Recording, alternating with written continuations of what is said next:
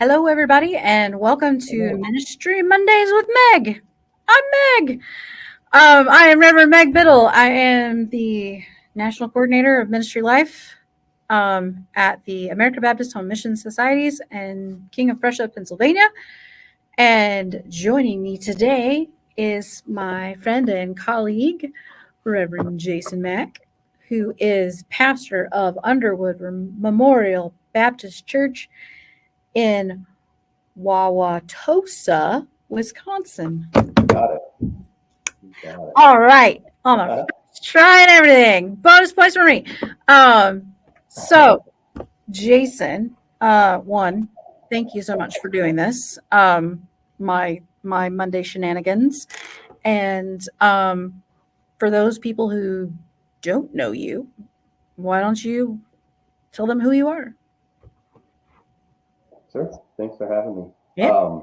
Reverend Jason Mack. I am pastor of Underwood Memorial Baptist Church in Wauwatosa, as Meg said. I have been at Underwood for about 2 years, a little over 2 years. Before that, I was associate at First Baptist in Madison, Wisconsin, where I still currently live in Madison with my wife, Tara, and my kiddo, Ethan, who's going on 15 and a half, which means driver's ed and about to start getting out in the car, which is both scary and exhilarating.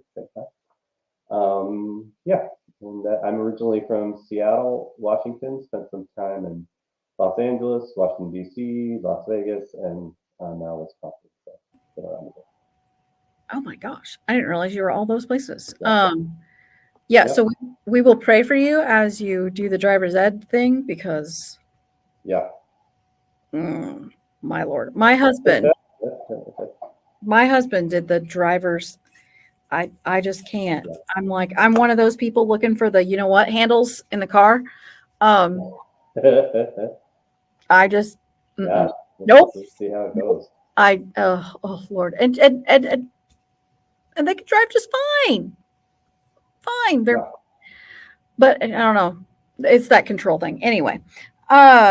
So you said you've been there 2 years, and I had remembered hearing your story in more than one place about being called in the middle of COVID and then not meeting your whole entire congregation or something like that until you were like a year in or something like that. Is that right? Yeah, that's about right. Yeah. So I met the search team a couple of times and did my, I don't remember what you call it, open pulpit. Yeah. I don't know what everything. Pulpit. Both of those happened before COVID. Yeah. That's not right. Yeah. Both of those happened before COVID. So I got to meet, half a dozen folks. And they're really kind of the heart of the church in a lot of ways. So they represented a good sort of feel for what the church is, who the church is. But then they wanted me to come and preach, for the congregation and meet the congregation, and we scheduled that. And then about a month before that, COVID hit. So we did it anyway. We did it on Zoom, and so we did the service on Zoom, and then they had a congregational meeting on Zoom, and then they called me. And then my first year or so was on Zoom, and then we transitioned to in person. So it wasn't actually a terrible way to start a ministry, really, in that I spent that first year in just a lot of one-on-one meetings with folks on Zoom and got to know people. There wasn't a lot of expectations. I couldn't start a new ministry, or I couldn't, there was a lot of stuff I could do. So in that way, it was kind of a nice on-ramp. But there were challenges too, especially as we started transition back and the timing of that and different people's different ideas about how that should all be timed. That was kind of tense. And then when, other conflicts did arise over just, different visions or different expectations, not having had that time with folks, in person, I think kind of, it stunted the relationship growth a little bit. So, it's had some challenges too, but I think we've mostly worked our way through all that stuff. Well, that's good. Yeah, I imagine that would be hard. I mean, growing relationships when you can only do it like this, virtually. I mean, yeah, Mm-hmm. I mean, yeah, It sure. was good for like initial get to know you stuff, but it wasn't like, there was no coffee hour, there was no chatting, there was no, so I didn't really get to see how people interacted with each other and get any of those. I started to get to learn any of those dynamics. And Yeah. then there was just not, every conversation was like intentional, which is good to have intentional conversations, but it's also good to have unintentional conversations, if that makes sense, right? Like that's Yes, part of relationship absolutely. building is just to have the like, how was your weekend? What happened at the Packers game or whatever. Those kinds of meaningless conversations also build, I think, a lot of connective Oh, yeah, they tissue. do. And Yeah. then yeah, Yeah, I agree. not able to have those. Yeah. So now that you're moving back into what, mostly everything at the building, or kind of what happened? Yeah. We're completely back. They did create a good sort of online worship experience. So that's still active. And people partake in that, and adult Sunday school people, a couple people partake in that online, but basically and our like, yeah, it's funny. I guess we are sort of hybrid now. Yeah. Like our leadership meetings continue to be online, which I actually wish they weren't to be honest, but that's what everyone prefers, which I understand. It's definitely easier, but again, the I heard somebody say like online you don't build trust in the same ways that you do in person, Mhm. and so having the time to kind of connect in person as a team, I don't know. I think it's more valuable than people give it credit for. Yeah, I get that. I mean, having done the pastor thing, how it kind of seems like, if we did all this online, maybe that would cut out some of this other stuff. But two, all that, you're right, you miss all that other stuff. Yeah, All those other yeah, and they've all known each other for right, and they've all known each other for years. So for them, it doesn't feel necessary, I think. But for me, it does, and so yeah, we've kind of now we're at like quarterly. We do our meetings in person okay. sometimes, but it's not as consistent as I'd like it to be. But it's it's a work in progress. I think Yeah. everything. So pastor, dad, husband. Oh, and I'm in school. Yeah, I'm getting my doctorate at Central. That was the other thing I wanted Yeah. to mention. Yeah. Yeah, So what do you want to talk about? Are you at the point where you're allowed to, or is yeah, it I'm feel like Mission I, Impossible, secret mission kind of thing? yeah.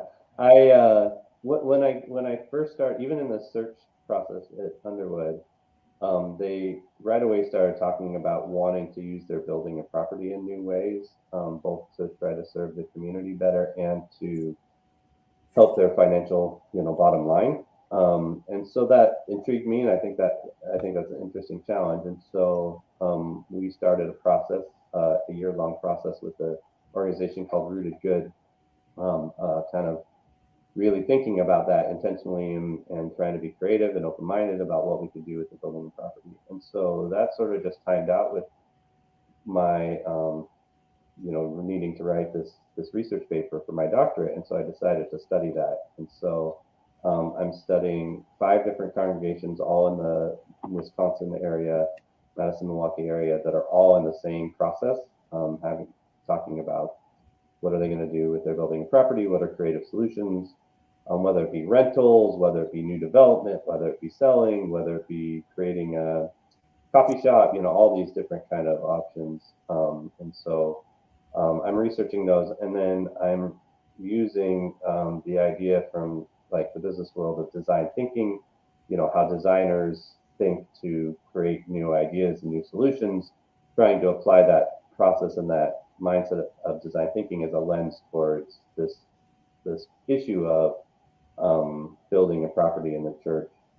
And what's been exciting about it to me is that I'm realizing that it is a national, probably international too, but it is a national phenomenon. Like there are just thousands and thousands of churches across the country that are, that are in buildings that were built in the 50s and 60s when everyone was going to church and they sit 500 people, and now they have 30, 50, 100 people in the congregation, and they can still be really thriving congregations, but they're in this building that doesn't fit them anymore, and they want to be stewards with that. And selling sometimes is an option, but I think there are much more creative options available to us than just selling to the highest bidder.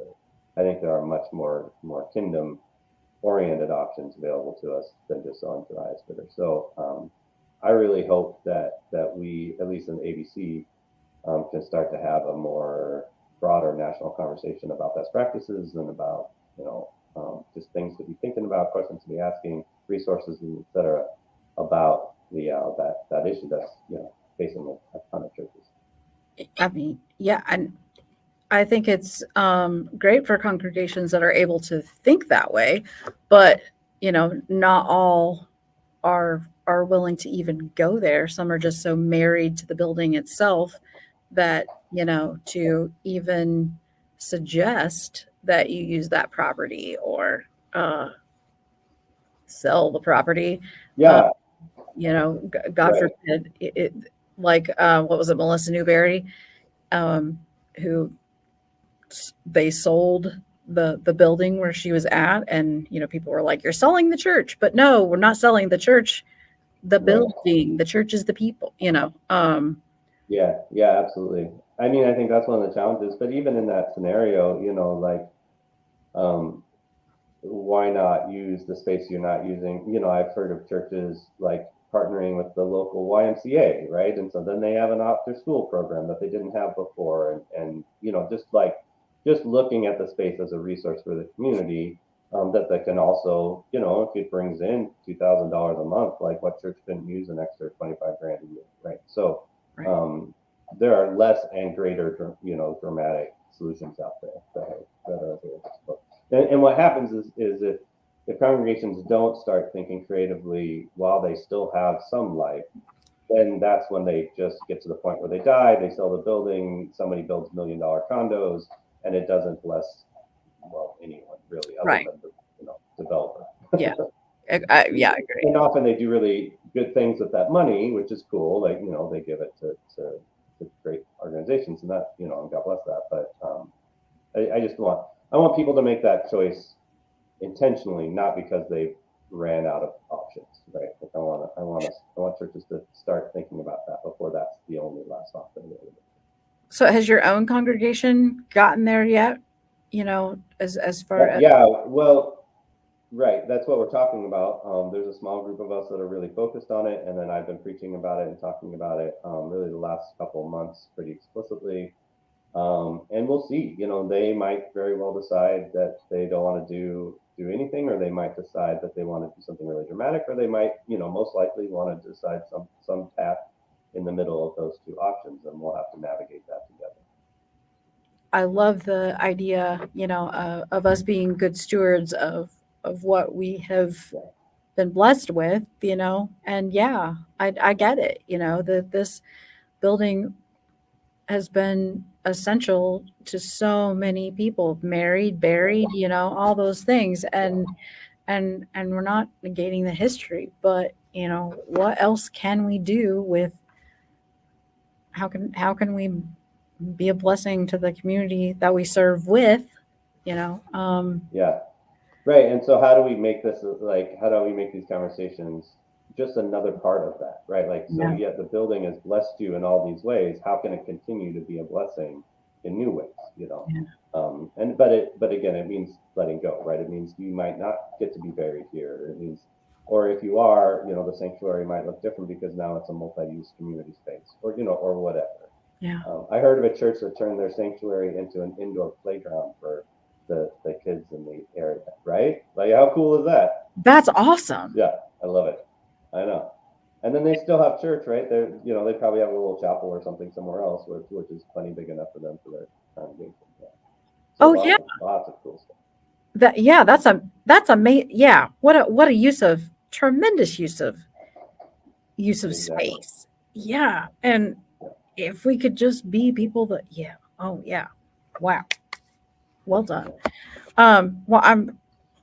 I look forward, to seeing what happens as a result of your project. Hopefully, it helps move some of those conversations forward. I mean, I know Sarah Stressler-Kagi, her church is in process of working on something, and we've got Ben Wakefield in Indianapolis and their tiny house project. Right. I just think those are just some amazing things that years ago people wouldn't have even been remotely willing to have those conversations. And maybe if the pandemic did anything, maybe that's part of what it's done. Yeah, right. Like that's a good example. Like, Underwood was just as strong online during the pandemic as we are in person now, as far as like attendance and participation, right? So that just kind of opens your mind to what's possible. Yeah. But it requires having the open mind thing. So you guys are active in your community and things like that, right? I Googled the church. So like I found something about beer garden and brat fry or something like that. Am I in the right place? Is that your church? Yeah. That's like that's lots of fun. Big event. We yeah, it was great. We've done 2 big events this summer, or summer fall. Yeah, one was we had a beer garden and brat fest outside in our courtyard. We have this lovely courtyard in our property. We had a polka band that came and played, and kind of coincidentally, it worked out. We had a young man, senior in high school, heading off to college, just started coming to our church over the summer, and then told me he wanted to be baptized. Like, he's a brand new Christian, and this, we're not a church that does a lot of adult baptisms. And so we also had an adult baptism that same Sunday, and his whole family came for that and came to the broadcast. Yeah, so that was really great. And then a couple weeks ago, we had this fun event where one of our members just called a bunch of other sort of Baptist and Pentecostal and other churches throughout Milwaukee and said, we want to have a music festival. Bring your choir on Sunday at 2. And like 10 gospel choirs showed up to our church, and we had this like music festival. And then he cooked a like 3-course meal afterwards for everybody. Yeah, it was just one guy. I mean, I helped him out as much as I could, but it was just his idea, Passmore, and he just made it happen. Yeah, it was so much fun. That's awesome. This is one of those things. When he brought me the idea, I was like, that's never going to work. They're never going to want to come. Nobody's going to. And it was just this great. And you get 10 choirs that I said that in my head. I didn't say that to him, obviously. Right. I just said it in my head. I was like, I don't think that's going to work. But go for it. And then he went for it, and it was fantastic. And now we want to do it every year. Oh, yeah. I mean, how fun. And I love that they're, all sorts of denominations and people of faith, and hey, let's all just come and do a thing, Wow. Yeah, and then one choir, they, their daughter, maybe 10 or 11, came, and she was like, well, I can play the piano. I was like, all right, go play the piano. So right in the middle of this gospel fest, this little girl played her little song on the piano, and everyone hooped and hollered and cheered and, praised Jesus for her, and she loved it. Yeah. I see. Yeah. So the way the body of Christ should be, I mean, exactly. That's fantastic. And yeah, I know that feeling, that pastor feeling like, in the back of your head, this is never going to work. But hey, Yeah, exactly. Okay, go for it. Okay, I'll help you in any way I can. Right. And then look at it. That's brilliant. That's brilliant. But yeah, when I Googled your church, I was like, oh my gosh, look at that. I brought beer. Yeah. How awesome. Yeah, they're cool in that way. So what else is going on? Anything? Well, as far as the church goes, those are the big things. Yeah, these conversations about the space, and then the cool summer and fall, and yeah. And you are almost finished with the demon. Yeah, it's due January 1st, which is terrible timing. And, I've already warned my family that Christmas break you might not see a ton of me on Christmas break, because I'll be finishing up. Right. But yeah. Right. I'll see you next year, kind of thing, and mean it. Yeah. Exactly. Yeah. That is a rough time for a pastor to have that due. Wow. Mm-hmm. But I mean, you have to have other dates. So. Yeah. So as you've served as in ministry and things like that, can you think of like one thing you wish you could have told your younger self, like looking back? Yeah. I mean, the thing I'm always wrestling with is in what way to care about the outcomes, right? And what is the nature of my caring about the outcomes? Because I have throughout my ministry, I started as a church planner, so initiated a new church, and in that scenario, I cared about everything, right? Because nothing happened without me instigating it, and as trying to get something started, so I'd have a job and feed my family, all that, like every outcome, every potential thing that worked or didn't work was like the end of the world, or the beginning of the world. I don't know what the opposite of the end of the world is for me. And then as an associate, I had little power, right? And I, and had to kind of be like, all right, this is their church. I'm not lead. I can bring ideas, but I, only can just sort of bring my ideas and do my work. It's up to them to sort of decide. And so I had to kind of change how much I cared about the outcome, or the way in which I cared about the outcome. And now as a lead pastor of an established church, it's some kind of weird combination of the two. Where I'm responsible, I'm the lead pastor, but it's still their church, and I have to, like, so with the future of the building, right, like that has to be their decision. It cannot be my decision. It wouldn't work. Like I could be like, this is what we should do, and they'd be like, all right, whatever, we're not going to do that. That's just Baptist polity, right? It is their church, and yet I still care, and I care about the direction they take, and I care about them, and wanting them to feel good about their church, and wanting them to feel good about the decisions they make. So I guess I don't quite have it clear enough in my head yet that I'd be able to give good advice to myself when I started, but I don't know. I'm closer now. I'm closer to being able to just consider myself a partner with the church, where I do my best to be a good partner and leader, but also understand that it's their church, and they're going to kind of decide ultimately what happens to it, and I have to be okay with that, be at peace with that. I think I heard an answer in there, though. Of things that you would, and maybe you don't feel like it. I mean, you could go with the whole, those things that really seemed like they didn't matter, as much as you thought they did. But no, I hear, and I mean, just that ministry changes and evolves, and your ownership of it is different in different parts of your ministry. I don't know that I would enjoy being the associate pastor, because there I am stuck in the middle, kind of thing. Yeah, but only having to preach once a month was kind of nice too. So, well, there is that, and yeah.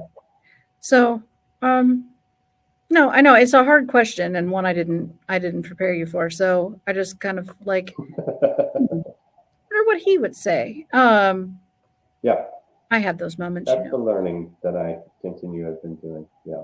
Yeah. Continue to try to do something. Yeah.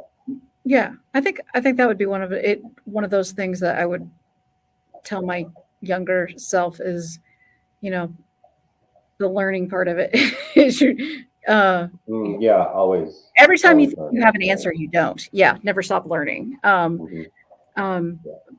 Because when you come to one conclusion and you're absolutely sure that that's the right way, there's probably more to it. But I mean, it's all an adventure, and I think I took way too much of it to heart in the beginning. Took myself way too seriously, anyway. But so, you live, you learn, and exactly. So yeah, things change. Exactly, and the world keeps changing whether we want it to or not. So what comes next for you guys? As a congregation? Yeah, or for you personally, whatever. yeah, that's really up to the church. And so it's, kind of, I think as a team, as leadership, kind of coming up with some options and paths, and then figuring out a way to really decide and being like, what do we want to pursue? Do we want to pursue, rentals? Do we want to pursue redevelopment? Do we want to pursue sale? Do we want to pursue buckling down and trying to really make it work like it is now without any of those dramatic changes? Right. All those paths are open, and I can see a possible future for each of them, though they have different percentages of success rates in my mind, Right. probabilities for success. And I feel like I could help partner with them in any of those, but we do have to choose. Like, because not choosing is choosing, right? Not choosing is just choosing to do the same thing and continuing to do that. And we're pretty clear evidence that that's not going to work. So, Yeah. I'm going to be the person that tells them, you got to make a choice here. You got to pick a path. And we'll see how they respond. Well, I look forward to seeing how that all goes. And Yeah. I think that you've got something great to share with the denomination, and other denominations, because it's obviously it's not just the American Baptists that are having this issue. So Yeah. this is the And reality. I'm eager to talk to folks if people want to reach out and talk to me more about that, especially, if the church is going through that. I'd love to. Yeah. Okay. That's my website and my Twitter handle. Yep. So you So- can reach out to me either way. Yeah. So for people who might want to give Jason a buzz and find out more about what's going on and about him helping you out, there you go. His website, reverendjasonmack.com, and at J Michael Mack. Okay. That's right. Is your Twitter, and you are great at listening, as you sat there at Space for Grace and listened to many of us talk about our own doctoral dissertation stuff, work, projects, and guiding other people. So grateful to you for that. Yeah, that was fun. It was fun. It was a lot of fun, and Yeah, I really enjoyed it. yeah.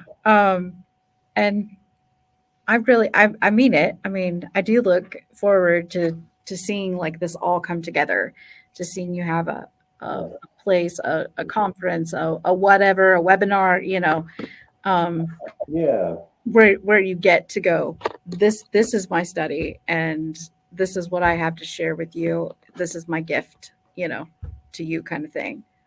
Yeah, thanks. I'd love to do that. And I have some dreams of trying to publish this thing once I'm all done. So we'll see if I actually do the work entailed in trying to make that happen. So viewers, stay tuned. We'll yeah, exactly. see what kind of shenanigans we can get ourselves up to, and how we can, which is my favorite part of doing this, is like going, here's somebody that I met, and here's what I learned about what they're doing, and what can we do with that? How can we help them? Who can we put them? That's why I love doing this, is just giving people a place to talk about their ministries, their things, their whatevers, and it's always amazing to see what comes out of these conversations, and who you can connect people with. That's super important. I mean, if the church is going to figure out what it needs to be in the coming decades and centuries, like, we're going to have to network and talk to each other to find paths forward, because none of us can really do this on our own or figure it out on our own. So, exactly. So viewers, get a hold of Jason, and he's a great listener. And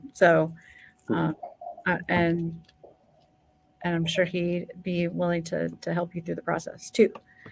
So as we kind of wrap this thing up, then the joy question, which is my favorite question of them all. Wait, but before I go there, just make sure, did I miss anything? Anything else you want to talk about? Oh, no, I think we covered everything that's interesting about me. Do you have a dog? Do you have a pet? I don't. I'm so sad about that. I'm allergic to everything that has. Me too. And my kid would so love a pet. they'd be so great. I know. They're so loving and affectionate. I know. Yeah. So as soon as they move out of the house, I'm sure they will Uh-huh. drive off. The struggle is real. I get it. Everything, literally, grass, trees, weeds, you name it. Everything. Oh yeah, Every, me too. All of them. yeah. Yeah. So sorry, kiddo. It's real. Dad's not making it up. Right. There are other. So, all right. So then, now the joy question. So everything that you do, whether it be ministry, dad, bowling, what have you, what brings you joy? Well, my kid, my family, being with them, travel. I love to get out of the state and just see something new. I have discovered that I like to write, which is kind of a surprise to me, and so hoping to find ways to do more of that in the future. But honestly, lately it's been getting chances to hang out with colleagues, like outside of my immediate church context, but other folks just asking these questions and doing this work. Folks, hanging out with you and Erica, Doug, and Lauren, Maria, and others, like this last, whatever that was, a couple months ago. Yeah, I maybe it's partly of the coming out of the pandemic, right, and not getting to do that for a good solid 2 years that I really hunger for it, and really enjoy it when I do have the opportunity. I have another group of folks that are interested in the design thinking part of my work and applying that to the church, and that's like a burgeoning conversation that's happening. And so we meet every 6 or 8 weeks or so and just have a conversation about design thinking in the church. So that's been really cool. So yeah, thinking about the future of the church and doing it with other people who are thinking about the future of the church, I could do that all day. I just love it. See, that's what I love. Is no two answers have been the same. Yeah. And then that question, just like, I don't know, it just shows people's heart, really. So design thinking is my next class for DMen. So oh, fun. yeah. So I look That's forward to getting in there and learning more myself. So I thank you for your time. Of course. And anyone who wants to join Underwood Memorial Baptist Church, be it online or be it in person, I'm sure they would love to have you. So we have Reverend, soon to be Dr. Jason Mack. And fingers crossed. Yeah. Oh, you'll be fine. Come on. You'll be fine, please. I'm just gonna have to make these. One day I'm gonna have to make an episode of just like updates with people. Yeah, that'd be fun. So we'll put up Jason now, Dr. Jason, that kind of thing, just so people know, because they're gonna want to know. And come on, you'll be fine. I do look forward to reading that work and seeing how we can help others who are going through the same thing. So, but most of all, I thank you for your time and your ministry. So, thank you for being a part of this craziness. Yeah, it's been super fun. Thank you. Thanks for inviting me. No problem. And we thank everybody for watching. And you can catch us here on Facebook, ABHMS, Judson Press. You can catch us on YouTube Mondays at 11 a.m. So we thank everybody for watching.